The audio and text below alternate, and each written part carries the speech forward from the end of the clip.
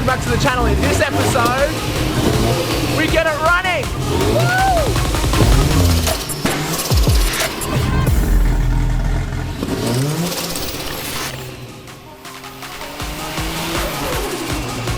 This car is insanity.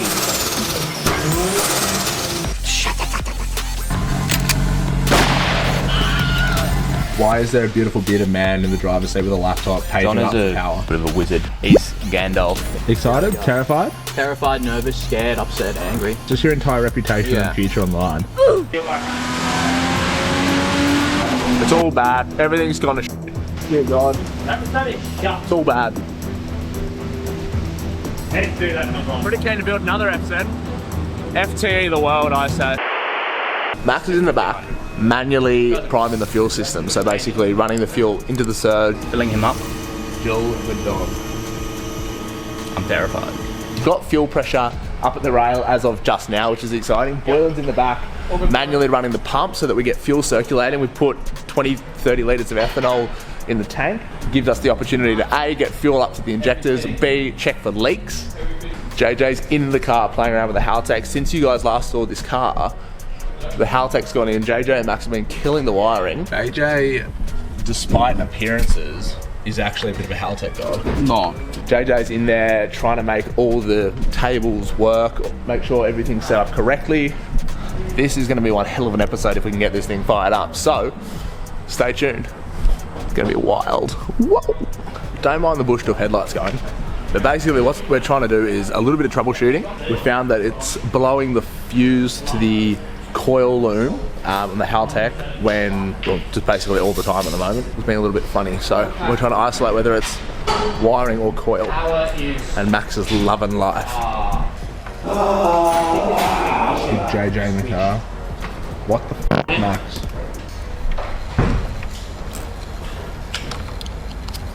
Crank it, Daddy. What? No, crank it. Spark? No. Have you got a spark plug? Not this fucking thing? It should work. Not this f***ing thing. Everything seems to be going pretty well, except for the one thing that isn't going pretty well, which is just we're popping one of the Haltech fuses that run the coil loom. So just trying to work out whether it's a coil issue or a loom issue, or maybe just a too small a fuse issue. Probably just keep putting big ones in until it stops blowing. Nice. Just delete the fuse altogether, run a straight wire. Yeah, if you delete the fuse, eventually the thing causing the issue will catch fire. Yeah. And that's how we usually do it. You can't pop a fuse if there's no fuse. Exactly. Right. So that's just a fact. What are your thoughts on first startup today? Yeah. Excited? Terrified? Terrified, nervous, scared, upset, angry, annoyed. I don't know why. It's just your entire reputation and future on the line.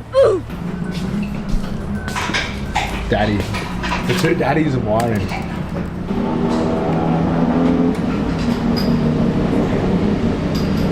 Something I've learnt from a long build process on this car is that every single little mod and thing you've added onto this car is purely to make more noise. If you look at the turbo, designed to make more noise. The exhaust, designed to make more noise.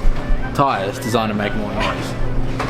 There's not much. Screamer, more noise. T51R mod on the turbo. All you've done is add noise everywhere. I would say if you could reduce the noise of everything, you'd gain an extra 100 horsepower. There's a direct correlation between more noise and more power, except there isn't. There's actually a lack of correlation. Can I get rid of this cardboard box that your engine came in?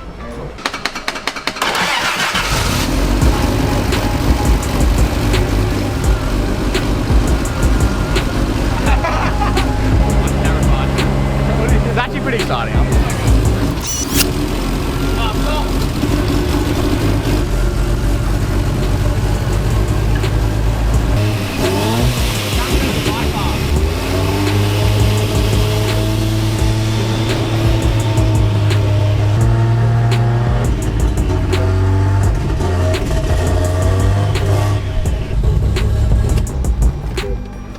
First start, mate.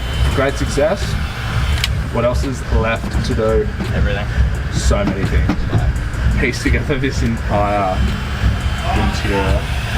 Actual chaos. Now, whilst we may want to revel in the success of our successful starting antics, we cannot. We have got mean, realistically, weeks left of work, but 3 days to do it in. We're going to do all the brake lines and clutch lines, which I think we're going to get done by a mate up on the sunny coast. We've got to piece this entire interior together, which is a fair bit on. Tidy up all the wiring, tuck all that away, put the dash back together, finalise the things in the engine bay, tune the car. There's a lot to do.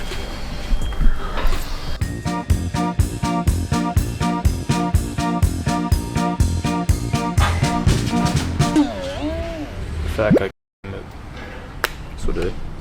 What's left on our long, annoying list of stuff that we're probably not going to get done? Everything. Wipers, Everything. nitrous. Everything. Wipers, nitrous. Wipers. That's sort of it, right? Nitrous. We need to. What's on the list? Wipers, nitrous, wipers, and wipers. We need to mount Haltech, Yep. ECU, fuse box, CAN hub, wideband controller. We need a mount for the actual CAN keypad on the dash. We need to tidy all the wires for the IC7 and like drop all the wires below through it and then put the dash back together. I've run the wires for the fuel pump triggers, but we haven't hooked up those to the ECU yet, so we need to run triggers from the ECU across to run the fuel pumps. I've run the wires for the wiper bottle. They need to go through to the engine bay and get hooked up to the factory wiper power, I guess, so that it can power the rear res and pump fluid to the front. Besides that, it's brakes, clutch, Tune everything. Go to tip-ins in the United Arab Emirates. If you come to the back, in here. So, where the factory jack would be, which is completely useless in a modified 80, is, we'll deal with that in a second. Where the model jack would be, or the fucking factory jack, we've now got the washer bottle, which we're gonna basically is gonna be able to pump water to the front and also the rear sprayer if that's what we want. And Max was just saying he's gonna run the wires. Over on this side, You don't get a rear sprayer. no rear sprayer, only nitrous purge. Here is We need to exhaust valve, Science and relays, shit. run them through the CAN pad, everything. so much. That's a lot of stuff to do. We haven't touched nitrous yet. Alrighty, slippery bloody gypsies. Quick update in the engine bay. Shut up. Max is loving life, but it's all gonna be fine. We are looking pretty damn delicious. Raceworks overflow can also be run as a header tank for the PWI radiator, mounted here, factory sort of spot, which is nice. Obviously we are struggling with space given there's no inner guards. Normally the washer bottle sat somewhere fucking around there or in here as well. But that is now in the back.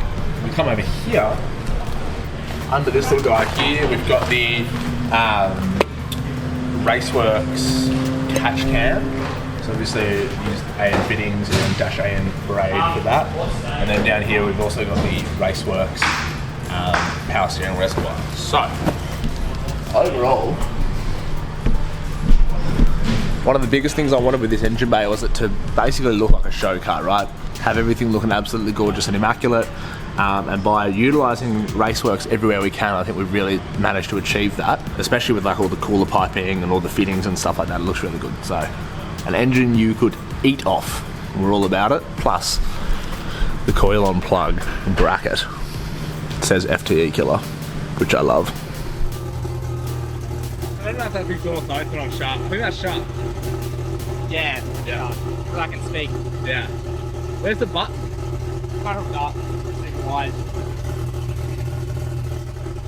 I'm gonna hang this behind your dash. This is What the fuck is that? it's got its own software and program, the IC7, if you want to like make your own displays and What stuff. do you mean? So if someone asks, actually no one's touching this thing but me. Literally. But this is hanging back behind Okay. if you ever need to plug into it. Okay. How do you get to it? Pull dash out. No, you just head up under the pedals. Ah, you can. Yeah. Okay. Cool. Dash back together. Should I time lapse it? I'm actually yelling at plastic clip braking. Max is And really. GPS module, if you have a look. So GPS module's there. Orange is no GPS, red is no GPS. Shine a torchy boy. That light there. Yeah, nice. Yeah, cool. That little yellow dilly that's flashing. It goes green when it gets GPS signal. Cool. Or flashing green if it's GPS you're not moving, and solid green if it's GPS moving. Nice. And your antenna's here. On the windscreen. Like on the dashboard. Because this has to face up. If you put it on the glass, it's facing down. And that's for GPS speed. That's for GPS speed. So it doesn't matter what tyre size or anything you run in it. It's accurate. It's accurate. Yeah, because the engineer demanded. It was a very scrutinous engineering process we had to go through to get this thing. The engineer stated it has to have a corrected speedometer for the 35 or 37s that we're running. So 33-inch all-terrains that we're running. yeah, that's right. The drag radials, Which is good. Like, even if we hooked up the standard electronic like speed thing, it'd be off because of the So wrong. 37s. Yeah. So at least this will be correct. And you always think, you know, I'm going to remember this, but there does get times where you just jump in the car, forget about it, and suddenly speeding ticket. Just bad. It's the only ticket to be getting this thing. Hey man.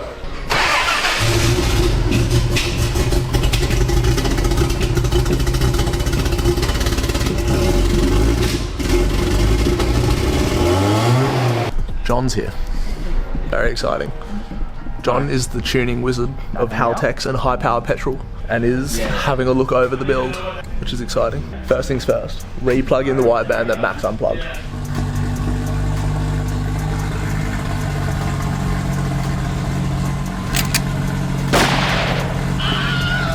Why is there a beautiful bearded man in the driver's seat with a laptop paging up to power? John, as you'll soon know, is a little bit of a wizard himself. I'm not a wizard. He's Gandalf. We've got John here. John is the tuning wizard. Max and JJ are hanging out with him as well, who are obviously the people that wired it all and have done a lot of the work. What is involved is a whole lot of setup to make the thing safe and run before we go idling it, moving it, running it, tuning it, getting it on a dyno or anything like that. So John's just going through all the stuff in the computer in the Haltech to make sure that it's safe, it's correct, all the wiring's there that needs to be there, and that all the sensors and inputs are talking to the computer and all that sort of stuff. So safety first.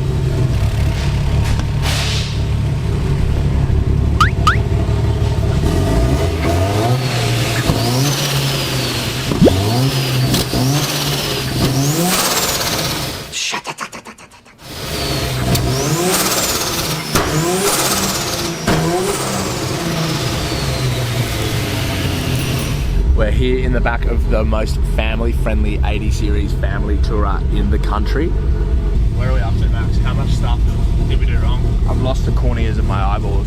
How is this just ethanol that burns, or is it? It's not bothering me in the slightest. I don't know what your problem is, to be honest. You are taking. No. John spent 2 decades under an ethanol puddle. I've got hypersensitive eyeballs. Hypersensitive butthole. What is bloody going on, you bloody legends? Now, anyone that has had anything to do with fresh motors before knows that a freshly built motor, Max, is going to be full of what? Right. Bits. Well, you assume. Yeah. It'll have a little bit of glitter and stuff from rings bedding in, from the balls. Like, obviously, you get the engine and final clean before assembly, but some of the oil galleries and stuff may have a tiny little bit of like sludge, whatever in them. So we've been running it for a bit, setting it up. A few heat cycles. We're going to cut the filter, check what's in it, make sure there's nothing naughty like any bearing material. Nice. And then if we're all confident, we'll just whack a new one onto the dyno. Hot shit. Yeah, should be Exciting. A very worthwhile exercise because a filter is like 20 bucks. not even. Engine is not that cheap. And it's a perfect and the most basic way to find out if anything is actually untoward or not going the way we planned. So this will give us an early indication. John was here before, as you've found out, and seems quietly confident, I think. He's very understated, but seems quietly confident. And hopefully, potentially, the end of this episode, or just after this, we're going to run it up and bed the engine in on the HD dyno. So, pending how this oil filter investigation goes. WD-40. Great supporters of Andrew Seno. Nice. I mean, it looks pretty clean. Bloody open. First initial reactions. Quite clean. So you're looking for foreign looking glitter, An entire big end bearing sitting in the filter. a head start. It actually looks brand new. So that's exciting. You didn't build the motor. You're lying. Actually, we have evidence, so. We do. One of the few benefits of YouTubing a build. We know exactly, if we found a part in there, we know exactly who touched it. Jay has a cute little white ass. Samuel, we have the GFB BOV. So what that is a and a big open. Yeah. So we've just jerry-rigged this old girl up to get her spinning. GFB have supplied us with the GFB BOV, which I hate saying that. GFB BOV. This guy right here, the Deceptor Pro 2. Decepticon Pro 2. Usually it's either blow off, like blow off the sound, or it's recirc into the pre-turbo intake pipe. But because we don't have that, I've actually blocked off one of the ports. So it's either blow off the atmosphere with the like sound, or it's flutter. If you live in Western Sydney, you'll know what we mean when we say flutter. Every RX Pro, like gold rims. Yeah, that's doing the Blower. That's doing the psh. And then a VL on Simmons is doing the. But this little guy down here, keep spinning him, Max. It's pretty cool. Deceptor Pro 2, kind of groovy. GFB hooking it up. Nice to have it electronically adjustable, so you can change it up. And you can. The other thing is that's worth mentioning is you can have it set at any percentage, open or shut. You can have it half and half or whatever you want if you want a little bit of both. Oil filter success. Only a small amount of metal, which I believe is, as they've said, Ross Racing much too no good for it. So it may be just shut up. Where we're at with this. Starts, runs. We had John in here. He's done a little bit of setup tuning goodness on it. That's very exciting.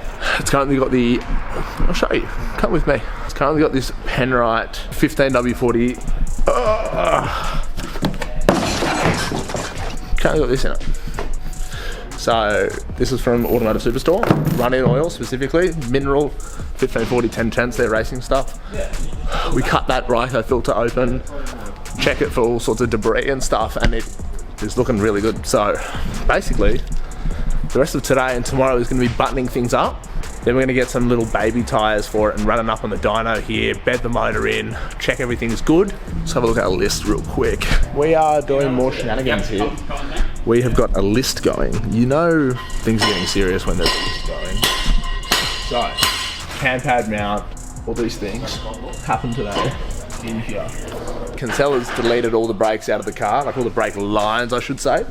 And we've obviously got all brand new calipers and braking system that Automotive Superstore sent us. We've got the new booster, new master, slave, all that stuff. But we need the lines done and we don't want to do them here. So we've called in an expert. So he's going to be working on that over the next few days as well, which is very exciting. We come in the car, Maximus Prime, doing God's work over here. I don't understand why it's all bloody tucked away. Glove box still functioning, which is exciting. Yeah. Over there, he's just finishing these little wiry boys, which is things like pump trigger, exhaust valve, relays, and wiring. Sure. You're doing good work over there, bruh. The least ergonomic you've ever seen a man work on a car. Back contorted around old seat, half leg up, half leg down, head on tunnel. Levi about to drill. Oh, heat gun. Grace on the bevs. Anyway. It actually feels like I'm already going on a trip. Yeah. I'm sitting in the car. Oh, good. Today is the day. I am terrified. Max is in the car. Shut up. He's very excited. Today's the day, mate. What have you just done? Change spark plugs? Why? What did John want from you? What did John want from you? Well, you kind of want to match your spark plug heat range and gap size to your boost and power levels. So we've gone with a BKR7 gap to 0.5. That'll allow the spark to not break down in those high boost levels, as well as the heat rating of the spark plug to be adequate for the kind of power we're pushing. It's not too important on ethanol, really, but it is what it is, and here we are. If anything's going to go wrong tonight, what is it? Get your prediction in now. Lift head or piston out block? Both at once. ¿Por qué no las dos? Stress. Actual stress. Oh! It's all happening. There's a couple of schools of thought. With a car like this, with as much power as it's going to be making, it can't really go on the rollers. It can't even go on the trap. So we're just chucking some stock tyres on it And basically the reason for today's tune is gonna basically be just to help bed the engine in, check everything's sweet, make sure there's no issues before we then go out, plumb NOS, that sort of thing. We've got the Sydney show coming up. Then when we come back, we're gonna bring the whole camera crew so that it's shot way better than this and get it on a hub dyno. But today we're just gonna be running it through, getting some boost into it, 400, 500 horsepower sort of thing. And just seeing how it behaves and making sure it's happy. So that's today's mission. We're getting there. I'm scared. Levi, Grace, Ainsley, Max, Michael, John, everyone's here to watch it throw a rod out of bed. This is the man that's going to be doing the rod throwing.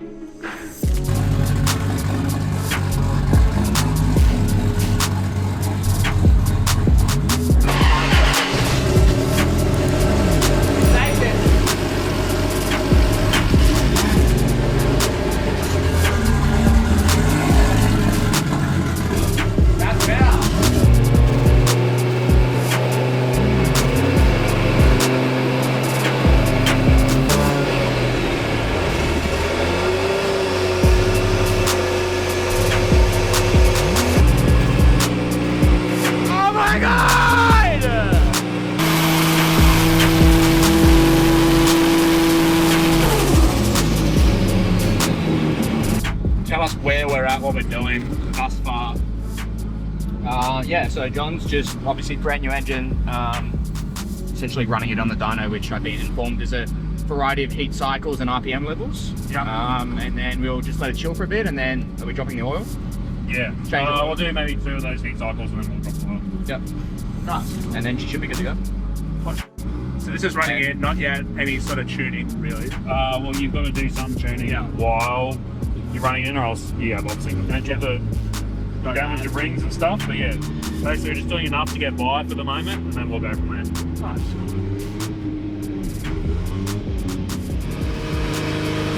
My eyes can't on. So humid. How do you feel about it? Oh, amazing. You love it? Don't know if I love it. What do you mean? Yeah, engine bay colour does my head in. Yeah. As the internet's let me know a lot of times. Currently, couple of heat cycles, running it in, probably do that a few times. It is incredibly, unbearably fumy in the car for a number of reasons. 1, the exhaust ends under it. 2, not a lot of airflow. 3, we're in a tiny confined room and a tiny little space, so all the ethanol fumes are just sort of lingering. Boys. My camera is horrendous. Ready? Play me boy. Play me boy. Play me boy. John the Tuner's very pleased with it, which is exciting. Obviously there's a lot of scary thoughts with this because Max and I built this ourselves, but literally up there. But it's behaving, it's not leaking, tail shaft's still in the car. Like I said, this isn't the powered running, tuning or anything like that. This is literally just basically making sure it's safe, making sure everything's talking to the computer's happy, the dash is happy, the engine's happy, knock control, getting it all set up. We'll go down to the Sydney show, we'll tidy some things up, and then when we come back, this thing will go on a hub dyno so we can properly tune it, because if you try and tune this thing on a roller dyno, you're just going to spin the tyres, cook the dyno, get inaccurate readings, you just can't do it. So a hub dyno is what we're going to use. But anyway, got a few more heat cycles to do. We're going to probably give this thing a little bit of power. Job's on. It also doesn't have any brakes, so we've strapped the actual fuck out of it. See what happens. That's actually in that bag, his entire possessions. Gotta have it on ya everywhere you go. Amen. Amen, brother. What Americans think I of lived- Australians. They just walk around with Vegemite and kangaroos. Water, food. Amen. That's all we need.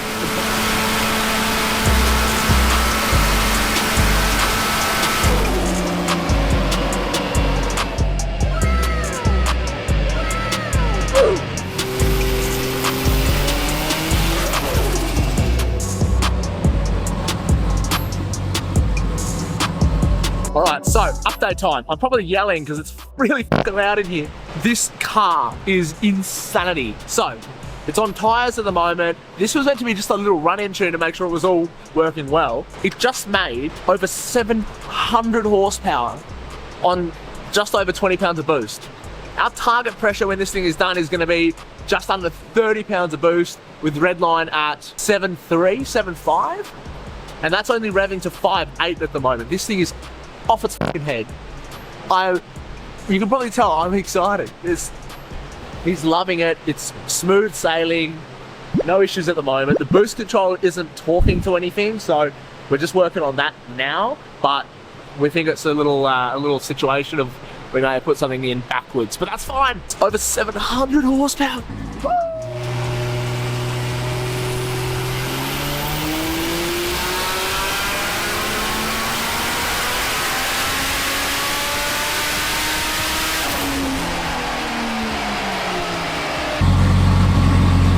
What have you done, John? Nothing. Why is my head in the sky? Page up for heads up. We ran boost too hard. What have you done?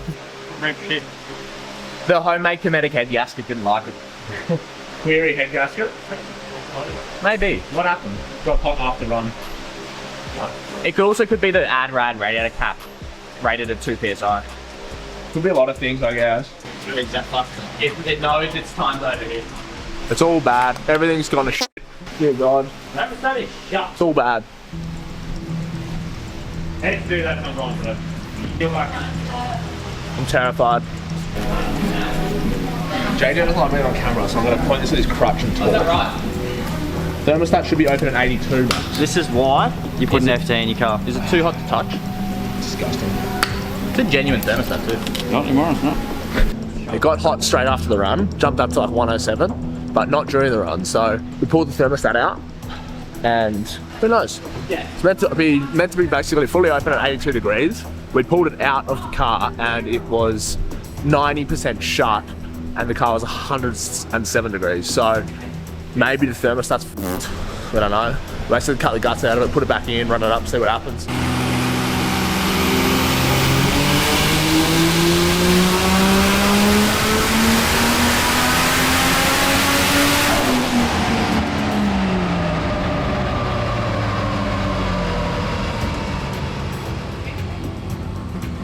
I didn't see anything. You see anything? I didn't see anything. Head go burn. Contacting. We had a coolant issue before that. So it was running at 60 degrees because of the thermostat gone. So the thermostat's been broken the whole time. It's been fucked the whole time. Big fucky wacky.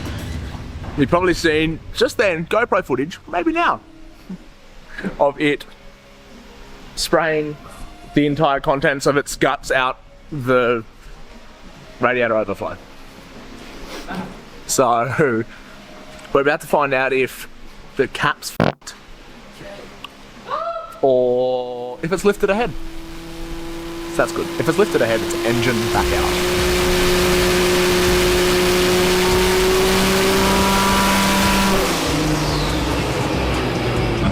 How much boost was that there?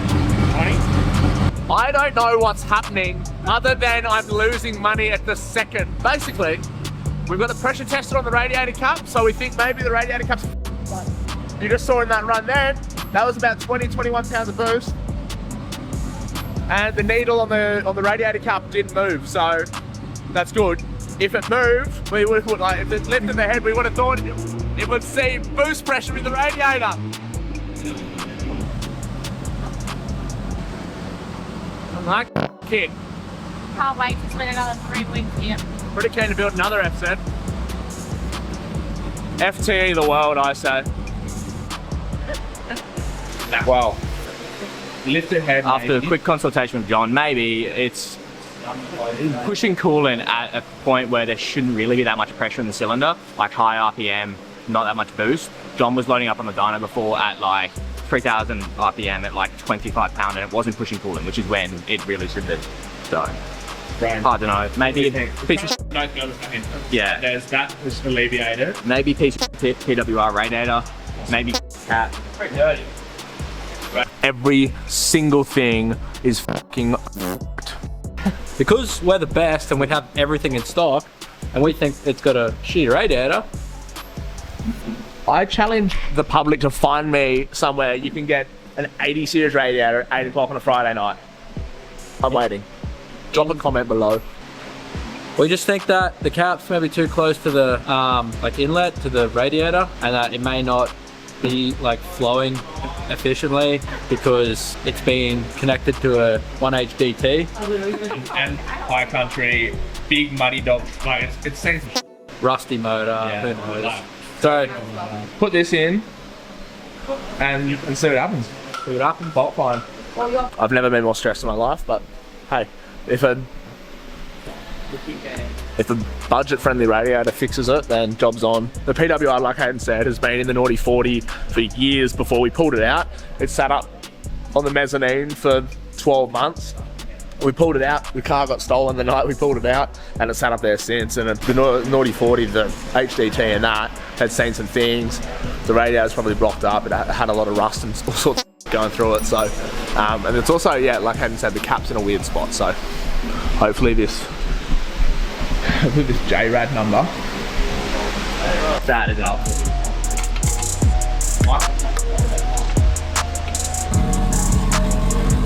Alright. Murder and Max just did the world's quickest 80 series radiator change. Hopefully that fixes, I mean, I don't know. Unlikely, but maybe.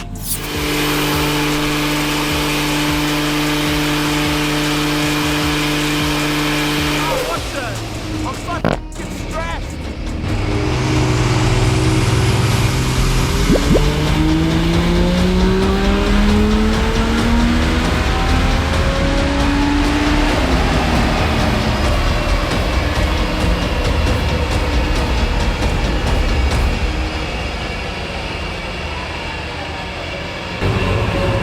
What's going on, guys? We just made 107 times more power than JJ's 4J. The outcome of tonight is that we made good power and pushed minimal water, sort of. 804 horsepower, 1100 newton meters at the rear tires.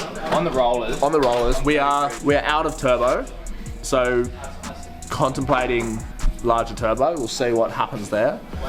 Injectors are at about 80% duty cycle, so we do have more in them as well. Fuel system's loving it.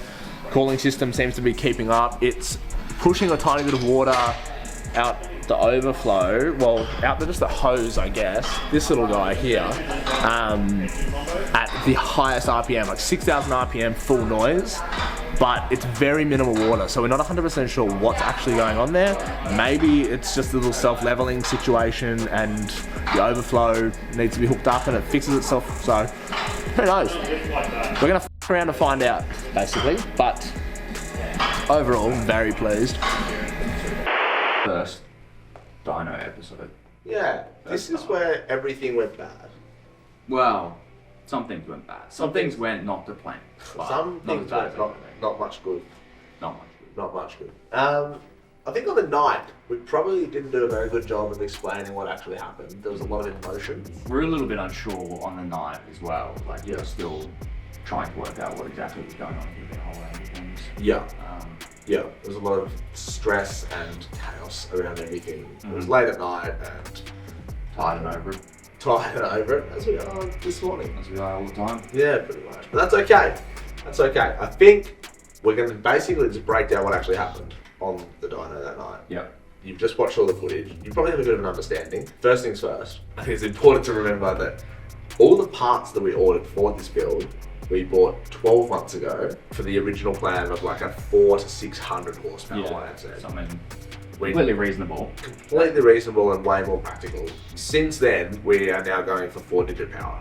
So that's step number one. And what I'm saying that is basically because the head starts we use are more than capable of, 15 to 18 pound boost and making that power.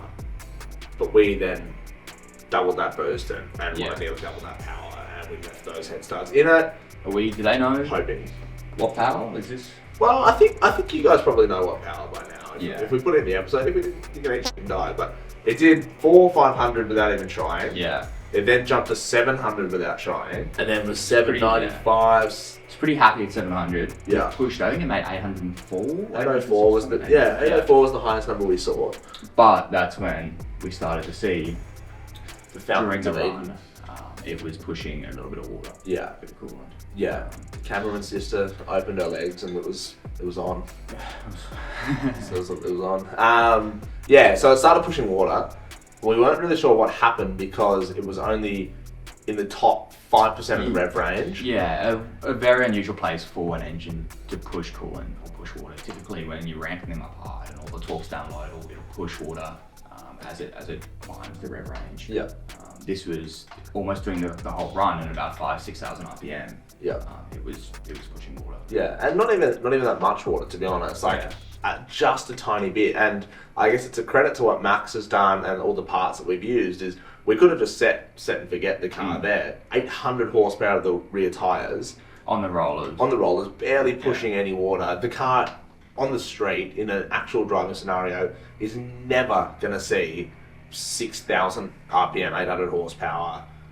You know what I mean? So it would have actually been fine, but because we are retarded and shooting for way bigger power, and you know, we're trying to build this monster, we wanted a little bit more. So we basically just came to the assumption that okay, we think it's probably lifted the head is the most reasonable excuse. Yeah. Obviously, you saw us swapping the radiators around to make sure it wasn't like a weird radiator blockage or something like that. We still have the same sort of problem with JRAD radiators we did with the PWR. So yeah, that was basically what happened. It wasn't even, look, it's not even a bad thing. I guess when you're pioneering a build like this, there are some people that have done these sorts of things, but they're not very well documented. Yeah. Not a lot of people have pushed them like this. Like many engines, big displacement engines.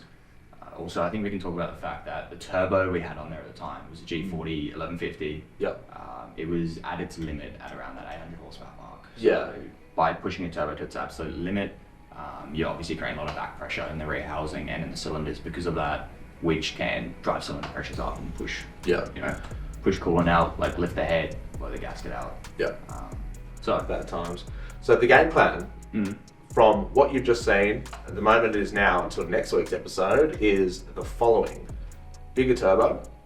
We are going to go to a G42 1450, which I think is going to give us more than enough turbo for the power that we want. It's also going to take a little bit of load actually out of the motor by, I think, just flowing, having it flow and moving that air. Massive CFMs of air in a huge displacement engine, like 4.5 litres is no joke. So way bigger turbo. The injectors that you just saw were at about 90% duty cycle, those 1500cc injectors. So we're going to swap those out to a Raceworks 2200s to give us a little bit more fuel to play with. We're going to upgrade to the ARP custom-aged 625 head studs, which are the top, biggest ones we can get without feeling tapping a block, essentially. They're the top dog. They're 2 to 3 times the clamping force of the ones that we used.